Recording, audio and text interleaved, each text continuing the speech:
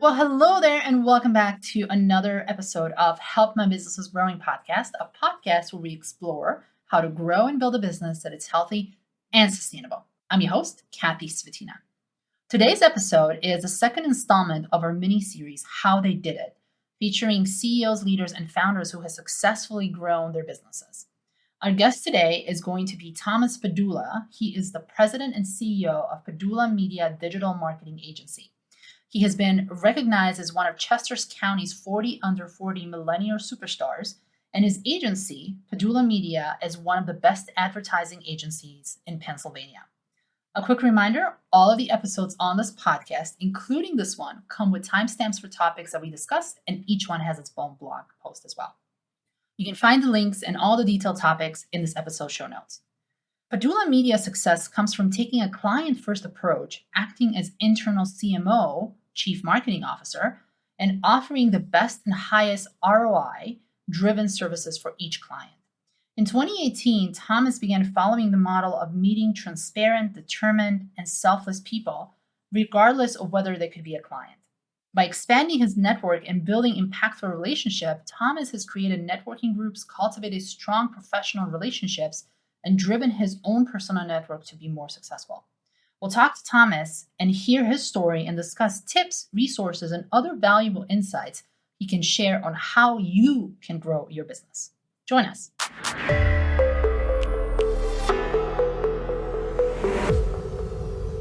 Thomas, welcome to the show. Thank you for having me. I'm so glad you're here because we're going to talk about how did you end up growing your business and your journey. And I'm always interested to see other business owners, how they've actually done it. So you've grown a successful marketing agency in a pretty short time. And my question for you is, how were the beginnings like for you when you started? Did you hope that the business is going to grow as much as it did, or did it just kind of happen organically and things just evolved that way? Well, I think it's different. Like when I started, any business, when it starts, if you don't have like outside funding and you're self-funding, you usually don't have a ton of money, a ton of cash, and nor do you have the experience to know how to grow it. And we're different than, let's say, someone that sold a business and then started a new business. So this is me talking as someone who literally started from zero with $3,000 to kickstart the business.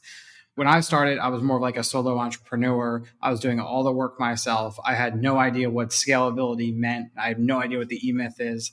And my focus when I started was get the work, complete the work, get the check, I'm done. Yep. And that was great for the first year and a half. And then I had so much work to where I was working 80 hours a week. Like I couldn't work physically more than 80 hours a week while I was still in high school. So for me, I had no idea that like what scalability was back then, but I was forced into it. And then I started to hire part-time people and contractors, subcontractors. And that lasted me another couple of years before I said, this is way too stressful to just be myself and a bunch of subcontractors because they're not a part of the business, right? They're not stakeholders in the business, Yep. But employees are. So I decided, I guess it's 2 years ago now, that I really need to scale the business and build a life for myself that's not 100% of my attention all the time to where other people can help sustain the business. So that's where we are today. And that's kind of how it got started. It was like kind of forcing myself into it because I didn't want to get too far ahead of myself. And I also didn't want to go in too prepared and be too late. So it's kind of a combination of both that led us to where we are today. And when you made the decision that you need full-time people and now you're really scaling, what were some of the things that you implemented in your business that were really helpful for you at that particular point? Yeah, that's a very good question. Marketing is probably the best thing because I'm not saying that just because I'm a marketer. Scaling revenue is very difficult. Everything in a business is difficult, right? Finding people, getting revenue, et cetera, et cetera. But in a business like ours, where you need a lot of clients to have a tremendous amount, like to have good revenue, you need to have that revenue and that pipeline like moving all the time. So starting the SEO then and redoing our website then, it took a year alone just to get that like really full in motion. So we started getting lead flow. Hiring a bookkeeper was critical, making sure obviously we have a great accountant, a financial advisor personally was key. And they're all risks and they're all bets, but those were three great hires. It's just people that are basically money people that can help you control the expenses and give you guidance. A coach then was very good for me and helping me understand what was needed in the business and kind of laying the groundwork, because getting the business to a million in revenue is definitely the hardest first thing to do. But once you get to a million in revenue, you really know what to do after that point in time. It's just making sure that you utilize the correct resources to scale it from there. Yeah. I agree. And you talked about having money people was really important for you and that helped you. How did hiring those people actually help you, like specifically? Is just they were able to advise you on how to grow the business, like what your cost structure is. How did that look like for you? I'll start with a coach, because a coach teaches you the strategies. So the coach can kind of like keep you on track and keep you accountable and working more on the business than in the business. And there's got to be a good balance there, because you can't work too much on the business. You can't work too much in the business. But a coach will teach you the right balance, and they'll help you identify who those money people are. So there really needs to be a total of four people. You need to have a bookkeeper. You need to have an accountant. You should have a personal advisor, simply just for retirement, if nothing more, but they can help you with the company retirement accounts and so much more. And then the last one is kind of like that CFO hat. That can be a part of the coach. That can be a part of the bookkeeper. That can be a part of the accountant. I do suggest people keep an accountant and a bookkeeper separate and not the same person, because you want to have one checking the other. Yep. But in my opinion, you got to interview, you got to check out multiple. We had one, we switched to another. And it's very hard. I think a mentor or mentors are very important at the start, because if I didn't have mentors at the start, I wouldn't have known where to go and the right questions to ask, because you don't know what you don't know.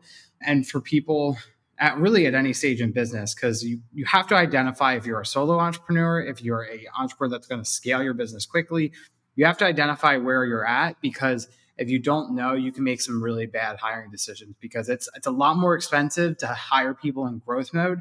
And you might hire someone today, and in 6 months, they're going to be more expensive. And you have to make sure that you made that same hire or that right hire today for 6 to 12 months from now. Yeah, that's very much true. And I love that you pointed out that having a bookkeeper and accountant, having two separate people where they can actually check each other, Yep. having that check and balances and the internal control, as we call it in the finance world, is so important. And this is something that smaller businesses really forget about.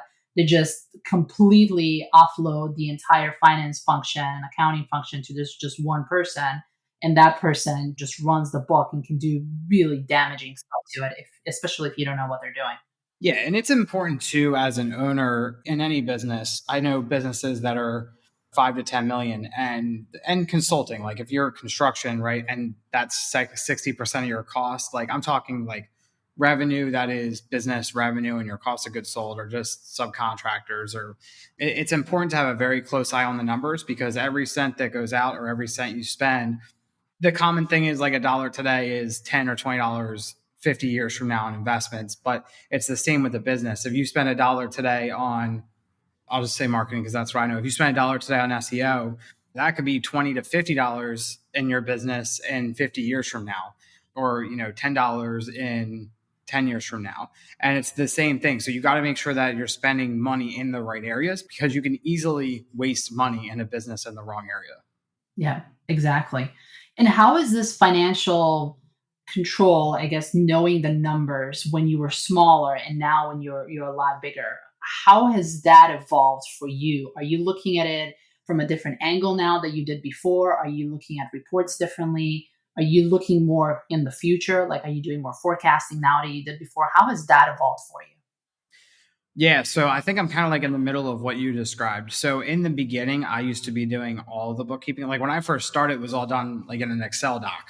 And now it's in QuickBooks, and I can easily go view reports and such.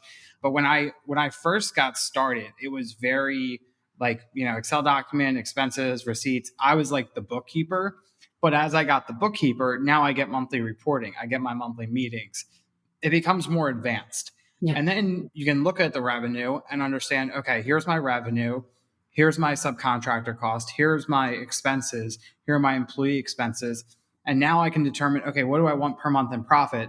And now I need to go back to my revenue and make sure I'm getting good revenue and not bad revenue. Because I think one of the reasons a lot of businesses fail anymore is bad revenue. And like we have bad revenue all the time, and we have great revenue all the time. So you just need more good revenue than bad revenue. But having that good revenue is, you can figure out what that good revenue is by the research of the reports and the accounting. And you bring an excellent point of distinguishing what is good and what is bad revenue. And I know exactly what you're probably getting into. That not every sale is a good sale. But Yeah. let's unpack this. What do you mean by good revenue and bad revenue? So I treat books as like a mathematical formula, because I know what my net profit needs to be. I know what my subcontractor expense should be. I know what my employee time should be. So let's say I have a project for $1,000, or let's say $1,000 for ease of use. I know my subcontractor expense needs to be X% of that, and then need to know how many hours of a certain employee's time is going to that, and then knowing what that employee's cost, because it's easy to go sell a $10,000 project that's going to go take 4 months, and the employee's time is, say, $60 an hour after everything. And then you end up losing money or breaking even just on the expense because you didn't calculate in how much the employee's time is there. And I typically just do the expense of the project, but you can also think about the opportunity cost. So if you were doing work at $60 an hour, but you need to be doing 150, and I think people get hurt a lot with fixed rate. I think businesses get hurt a lot with fixed rate projects. And you kind of have to anymore, because it's really hard for a business to hire someone at an hourly rate and not know what the estimate or expense is. And every person has a different amount of detail orientedness. Yep. But really understanding, like, out of a project, where's the money going? How much profit are you making on the project? And some people can do projects a lot more profitable than others too. So if you go out and, I was getting quotes for a move yesterday. One company was a fortune because they were coming from an hour away, and the other company was a lot more realistic because they were 15 minutes away. Same pricing, right? Their costs were probably the exact same, but one just makes more sense than the other. That's an easier example. But what happens if in Philadelphia they're paying these people $25, $35 an hour to do the work, and in Kennett Square they have to pay people $15 an hour to do the work?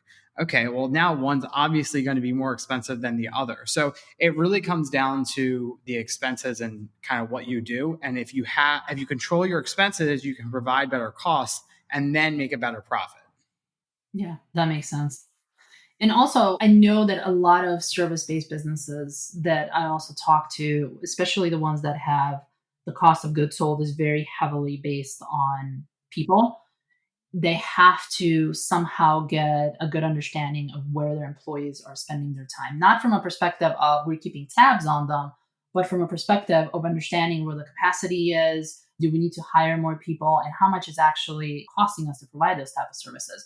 What have you found that works best for you in terms of keeping track of that employee time spent on the project? Do you have a special software that you use? How does that work for you? So it was a month or so ago, just putting it in an Excel doc and then tracking it. We're now making it a little more advanced to where we use ClickUp as our software that we run everything off of, our HCM, our financials, like everything's in there. So we're going to have people track their time in each individual product and each individual task. And then that will feed into QuickBooks. And then every single project is going to have a cost relating to that person's time. And then it'll all sync together. And the last time we talked before we started recording this, we had a conversation. You said that ClickUp was really instrumental for your business.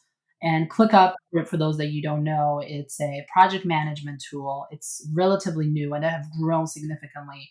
And I am a huge fan of it as well myself, because I It's use it. slow. It is slow.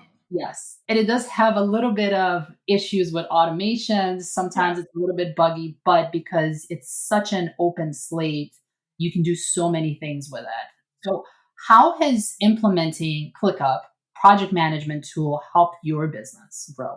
Yeah, so we kind of treat ClickUp as like our hub, and you can customize it a lot too. And you can build out everything you want. Now, I think if you're looking at like a task manager, right, like Asana or Monday.com, like everything's the same, but some you can't customize that much and you can't like build them out. Like it's kind of like Teams. And Teams is very actually similar to ClickUp, except Teams is like more chat oriented. it's just as good because like you can build it out and you can kind of like, I don't want to say custom code, but like you can code it and design it to be what you want it to be. And with ClickUp, we have our projects in there. All of our processes are in there. So we take our processes that are written out in a Word document, which no one ever follows, and then you put them in ClickUp, and now people are required to follow them because you need to check those boxes off as we move a project down the pipeline. So we have our CRM in there, client relationship manager, all of our contacts are in there, all of our deals are in there. We have our HCM software in there, so our human capital management. So if someone wants a PTO day, they fill out a form, we get a notification to approve it or deny it, and they get notified. If we need to send an invoice for the client, it goes into ClickUp. Here's the terms, here's the price, et cetera, et cetera. Is it recurring? Boom, goes straight to accounting. Accounting creates the invoice. They now have a task, check it off. So like we kind of automated our entire business through ClickUp because oftentimes like it's hard to scale a business when you're on Teams, you're on text, you're on Hangouts, you're on Slack. Like I don't understand how people use Slack because I get that you're talking about different projects and stuff. We have over 300 clients a year. So we need to have a super efficient way to move things through the pipeline, to move things to from start to complete it. And then as you drag a website from pre-development to design phase, a new set of tasks pop up. Yep. And as you move it down the pipeline, you have your different tasks. And then when a video project's done, then it gets an email that goes to the social media person, and then they have a task to post it. So it's just the automation of everything and making sure that everything's interconnected, because it's just, I see so many businesses that are run off of just the platforms aren't great. And we've built out ClickUp to be exactly what we want it to be. Yeah. And that's the beauty of ClickUp, is that you can build that based on what you need and not be pushed into this particular workflow that everyone else has and might not work for you. Exactly. This is really interesting. And I want to stay with the systems and processes because it's someone who does finances. I can see this over and over again in businesses that don't have systems and processes in place really hurt when they're starting to grow. Because as you're starting to get more people on board, you have to onboard them. You have to explain how you're doing things. And it's very hard to do that if you don't have a set of systems and processes that you can implement them in, right? Yep. And how has that, it's an evolution, right? It's not you go from 0 to 100 in a matter of a day or two when you start to implement this. How has that worked for you? How was that evolution of implementing the systems and processes for you? Where did you start and how did you end up to where you are right now, which is, I would say, pretty advanced at this point? Yeah, it's trial and error. So what works for us today probably won't work for us in a year. We just redid our systems over the summer. So it took us about 3 months to get everything done. And we're planning to be done actually by the end of the year. So we did a complete refresh, and we knew when we needed a refresh. Like things are flying back and forth. There's no tracking metric. And we got lost and we're like, oh my gosh, this platform, this system isn't working for us. So we needed to build out more and we need to change it. We've been on Asana, we've been on Teams, we've been on Slack. Like we've done all that and we failed at that. And identifying why we failed at that and identifying that, looking at we've been on HubSpot, looking at every single system, writing out the pros and the cons and committing to it. If you look at any business, they don't spend time on this. They either hire a consultant to do it for them who doesn't understand their business, or they have someone in-house that has no idea how to do it. Steve on our team, this is what he does. And we got lucky that we have someone that builds it out and that's what they do and who fully understands the capabilities of the platform and the capabilities of the system. But it was trial and error. It was trying many different things out, but you have to commit to it, because when people buy a business, they look at your systems, they look at your processes, they look at your client base, and usually people get businesses at a discount because their systems and processes aren't good, because they don't do it. So we really focus on having a system and process that we could even go sell to another marketing agency. That's not what we're probably going to do, but we could if we wanted to. And that's what's making us win right now. And the person, Steve, that you have on the team, is he a director of operations? Is he an IT person? What's his role? Director of operations. Yep. Okay. And The role that he has right now, how fast did you actually onboard him when you started? Was this like in a year or two that you've realized you need a director of operations, or was it at the beginning? I know you started as a solopreneur, but when was the point when you That's realized your it? first hire. Your first hire should be a director of operations, in my opinion. Because if you, I mean, it depends on every business. Every business is different, but in my opinion, a director of operations is one of the first people that you really need in a business. Now, in my business, they kind of go together because director of operations also does client work, wherein construction, you need a director of operations who literally just figures out the operations of a business. And then you have a VP of construction or a director of construction. But in the marketing world, marketing is very similar to like a law firm or a large accounting firm, to where everyone does the trade, and it's just where you are level wise in that trade, in my opinion. Yeah. Every business is different. You're right. I mean, it really depends on where you are. Yeah, But it's always good to hear like what other businesses are doing that you can take the best practices and implement it in your business if that's something that's relevant to your business, right? 100%. And as you've grown, you have also grown your employees, and you've talked about how you made them move from actually having contractors to having full-time employees. And every time you have started to onboard people, there's a culture change as well because you're adding more people to it. There's more, more minds. How has that process been for you, and how have you reined that in so that the culture still stays the same, or has it evolved? So my big thing is I think different generations aren't the best managing or working together. I think Gen Zs and millennials don't really get along. I think baby boomers and millennials don't get along very well. And I think it's something I see every day in my clients. They're always complaining about their employees. They're always complaining about their superiors. It's very frustrating for us to see that. It's like, why, like, where's the gap? And I think I'm not going to talk about by any means any generation and their strengths or weaknesses, but I think they don't respect each other's strengths and weaknesses, and they can't identify how to fix it or set better expectations with each other across the board. And it's hard because I think some generations look at things in a very black and white way, and that's not how things are anymore. I think marketing, even just talking in my world, marketing isn't sales. And I think some generations think that marketing is sales. And the first time I sit down with anyone anymore, I'm like, we're not salespeople, we're marketers. And if you want to sit down and tell me when you're competing with, 500 other people in a mile square radius that you want to to pay us X amount of money and try to get you business, like, no, we're marketers, we're not salespeople. Apple doesn't hire a marketing company to sell X amount of new iPhones. They have, a presence, and they want to build it, and they're going to have trial and error in so many different markets. Yeah.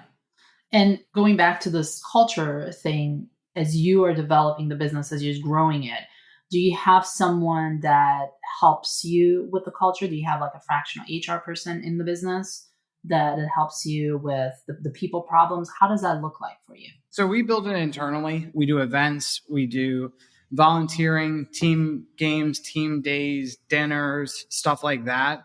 But a culture is built based off the people you hire. You can't hire people then try to build a culture, in my opinion.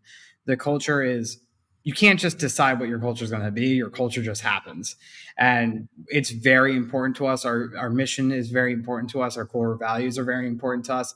And we will limit our growth if it means not hiring someone who can we just had an opportunity to hire someone really good, but they did not match our mission. They did not match our core values. They probably could have increased our revenue by a good percent, Yeah. but it's not who we are, because a bad person in the culture can really mix things up and not for the best. Yeah, you're right. And I mean, having someone who can be toxic to the company really affects everything else. Yeah. It's not that they're a bad person. It's just that we're big on traction here. Yep. So right person in the right seat is very important to us.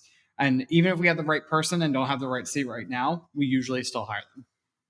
And have you found anything that works really well within your organization when it comes to people? Is it like certain types of meetings you have, certain types of events you have? What is it something that it's really worked well for you to bring that cohesiveness of the team together? I think it's just being with each other. I don't think the team meetings are a necessity, but they're not what make our culture our culture. I think being in an office, I'm so against, I think hybrid work is fine. I'm incredibly against remote work. I think it kills workplace productivity and I think it kills company culture. And I think that staying away from a complete remote company is one of the best decisions we've made so far. And I know a lot of companies with 500 to 1,000 employees that say the exact same thing. So I know that that's the right thing to do. It's not worth saving X amount of money to not have an office and just do remote. No offense to anyone, but that's my opinion. So I think that's been really good for our culture. But just like getting along and having the same values is just so, so important. Grabbing lunches, one-on-ones, just having time when you're in the office between meetings at lunch. We spend time together. Like it's not like we were each going out to lunch with our own sphere, which would be great. But it's like we're here together and we, I think, actually enjoy genuinely spending time with each other. Yep. And it's fun. We have fun here and we have the same sense of humors. It's all, we each respect each other too, and that helps out a lot. And how has that been, since you mentioned with the work from home and work remotely isn't really particularly good for your company? How has this whole pandemic been for you and for your company? Have you seen that as you were working from home, that the team members were working from home, has there been a certain type of impact that it made on the team that was not as desirable as you wanted it to? Yeah. Because you lose the culture. You completely lose the culture. I don't think it's just our company. I think it's every company. I think working from home is fine as like, I'm not talking about like people who work for themselves or they have one and one other person, want themselves and like another person. I'm more so talking about like companies that like have like an actual like team or culture and they need to collaborate. Like if you need to collaborate with someone or people will say it all day long. You can't do it over Zoom. And if you get to a certain point and you're like at a certain size and you need to have people everywhere, I think that's one thing. I'm just saying like one day a week, a day and a half a week. It's not a lot. Just having people together is just so important. Like one of the gentlemen on our team is probably only here like half a day or a full day per week because he's out on the road all the time. But we still have that one day in person per week. And we also have like huddles every Wednesday and Friday at 8 a.m. to get everyone motivated, moving for the day. In my opinion, it's just very important to be present in person and live and kind of work and be in the same community as well. Yeah. But that's not to say like if I think remote work there's definitely a place for it. Like if someone's out in California and you're in New Jersey, yeah, obviously that has to be remote. But if people are local and everyone lives within an hour, I think you got to do a day. And that's any business. It definitely has a different feel when you're actually meeting in person. It doesn't have to be every day. Yeah. But it does have a different feel to the team, to the way how you work, the way how you interact with each other versus being constantly remote. And I see that with the businesses that I work with. And I also seen that from, before when I was in the corporate world. It just brings a different type of, I guess, team cohesiveness to it. Not to say that there's ways to do it if you work remotely as well. So one question that I have for you is, and I'm really curious, what do you think has made the biggest impact in your business so far? Is there a certain thing that you implemented? What is made like that you could say, man, we've implemented this and the business just skyrocketed because of this? Yeah. So the reason you hire a director of ops is because they're usually going to be there for a while and they're going to help really the operations of the business.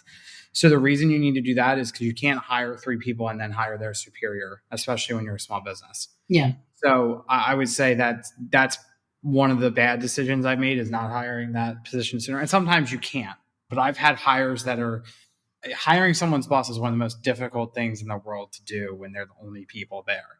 And that hurt for a long time. And then your question was the most impactful. I think it's just a blend of so much. It's networking. It's a combination of like our biggest success as a business has really been doing our search engine optimization and being very relevant online. Mm-hmm. Our social media and video presence has been very good and strong, but that stuff has just supported the networking and being local in this like Westchester area. Like we have the company car that drives around literally every day, all day. Having that with the online brand and reputation, also networking, like we say around here a lot, thank you, young Thomas, because years ago, all I did every night, every week would be network. And I built up this massive network of people. And now if I ever want to like identify a lead, I usually have the person to get to that lead. So I would say networking is probably the biggest impactful thing that I've done. And then the digital efforts and the branding have kind of supported that. Yeah, that makes sense. And we know there's other growing businesses that they're listening to this. Do you have one tip that you would give them that would really impact their business in a most like profound way? Would that be networking? Would that be systems processing? What would be your one tip? Well, it really depends on where they're at in a business. Like if someone's just getting started out, I would say go find a mentor that's like a little further along than you are. My mentoring coach from day one changed 2 years in and then changed again another 2 years in. So I kind of like latch on to the person who's doing significantly better than me. That kind of pulls me up, but then I'm like kind of in that range and it's like, okay, I need another person to pull me up.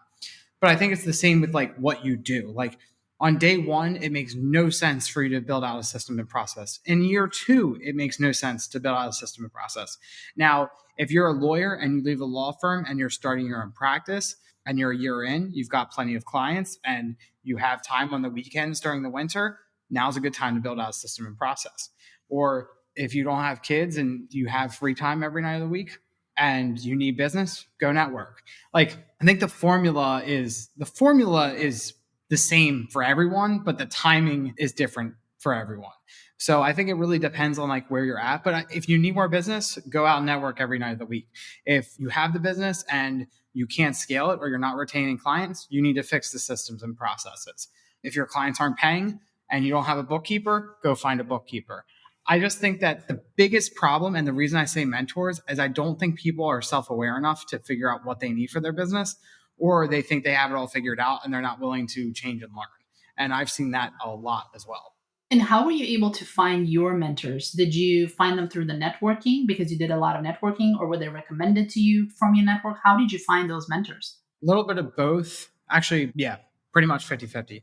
I would say most of them came from networking, but also like recently it's been awards. So I've won a few awards recently, and then I usually meet them through those groups in some form or another. And still be proactive. Like it depends on who you are. And life mentors are important. Business coaches are important. And you need to identify what you want in your life and what you want in your business, and then find people that are going to replicate it. If you have someone who's more focused on giving back, then you want to follow them. If you have someone who's more focused on building a lifestyle business, you want to follow them. It really depends on what the person wants, and you have to make sure that they share the same values you do, because that's most important. Because you can't have a mentor, because like a while ago I was going down a path that I actually didn't end up liking about 6 to 8 months later. And when you invest in your time into that and you're doing the wrong thing, you can be like, oh my gosh, put the brakes on. What am I doing here? So identifying that at the start is important, and also identifying what you want is important, because you're also not, if you want to build your business, you might not want to build it forever, or you might want to slow down at a certain point, or you might want to just keep going forever. But you need to make sure that your direction or the person providing that direction is aligned. Yeah, that's very good advice. I mean, if you are planning to sell the business within 5 years, you're going to be a completely different traction, completely different path than if you are wanting to go and scale it and grow it to multi-million dollar business. It's a completely different way of doing it. And having those advisors that have been there and they know how to do that, it's really important. 100%.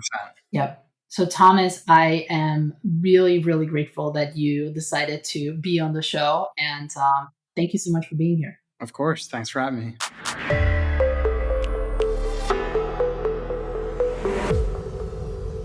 Thanks so much for joining us. And I hope that today's episode has inspired you and provided with some ideas that you can implement on your own growth journey. Also, if you love this episode, you can find all the timestamps, show notes, blog posts, and links and more on the website newcastlefinance.us/podcast. And before I go, I do have a favor to ask. If you are listening to this on Apple Podcasts, if you could please go to the show and tap the numbers of stars that you think the show deserves, because this helps the algorithm and it helps other people find it as well, and of course, benefit from it. Thanks so much. Until next time.